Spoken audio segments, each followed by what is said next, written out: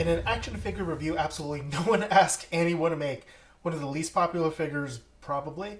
There's lots to unpack here as we take a look at Avalanche, a member of the Brotherhood of Evil Mutants. The human equivalent of a dual shock controller, this idiot can generate powerful seismic waves from his hands, so it's a little bit like, I think it's like X-Force's Richter or X-Factor, I don't know. But you know what? Actually, he's a fairly unpopular X-Men character as well, so I don't know what it is. Avalanche is basically a recognizable side character used to move along story, either to show how cool the good guys are or how evil the bad guys are. The silver armor, as you can see here, pretty underwhelming, honestly. And while I'm slamming both the figure and the character, you may be asking yourself, well, why do you even buy this, you hater? I used to draw a lot when I was younger, and this guy's armor actually looks a lot like one of the characters I designed. So I'm hoping to get a kit bash or a design, some kind of replica of my childhood character. I was fairly unimaginative, so I really thought that adding these shoulder pads over here was a key differentiator between my creation and all the others. But I guess looking at this thing, not not so much. We take a look at the back of the packaging, and we see a fairly bland outline of the character, which I'm sure probably matches the retro card. We've got Wolverine, Dark Phoenix, Longshot, Multiple Man, of course Marvel's Avalanche, and Marvel's Spiral, which is definitely one of my favorite figures from the set. She looks absolutely amazing in stark contrast to Avalanche.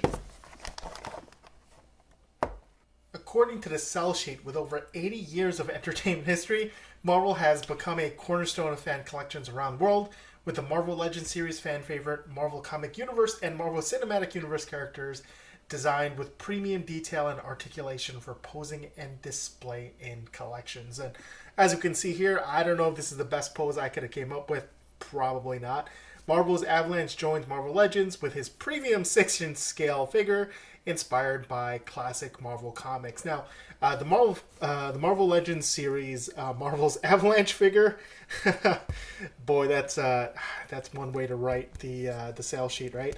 Comes with premium accessories, including alternate hands. Although it says premium accessories, the only accessories it comes with are these two hands.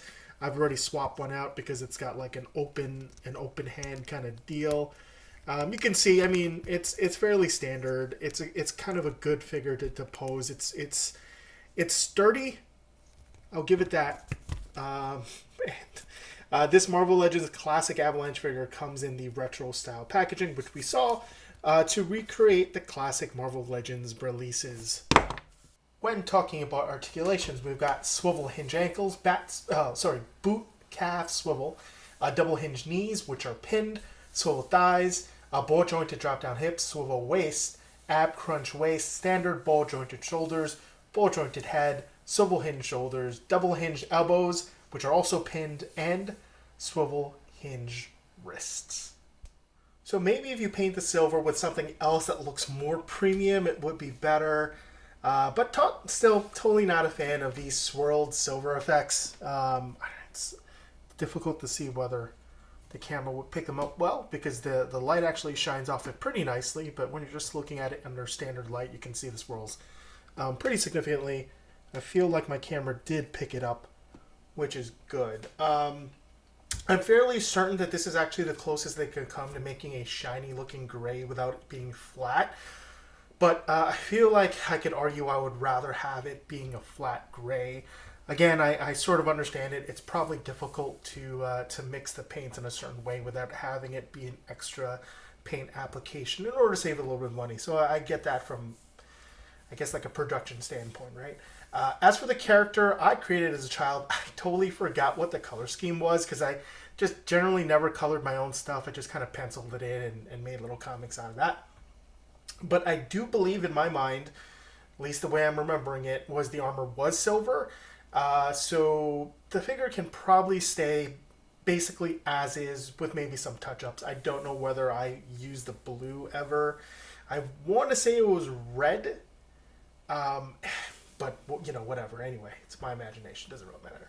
Anyway, the facial sculpt would have to be totally different though, as my character was a fully masked figure with no mouth. And to be honest, his facial features kind of had spikes, sort of the way Strife looked, except a full face mask so you didn't see his mouth and his nose. Anyway, very much a design of the 90s. So as we move on to the figure comparisons to help you decide whether the design language for this particular figure shapes up to others in similar universes, we're bringing along other Hasbro figures from the G.I. Joe Classified line, Star Wars Black Series, Power Rangers Lightning Collection, and the standard and perfectly 6-inch scale 6-inch Spider-Man figure. So let me know what you thought of this figure. Did you love it? Do you hate it? What kinds of stuff do you prefer collecting? And what figures are you looking forward to in the next couple months? Thanks for watching, and stay tuned for more content.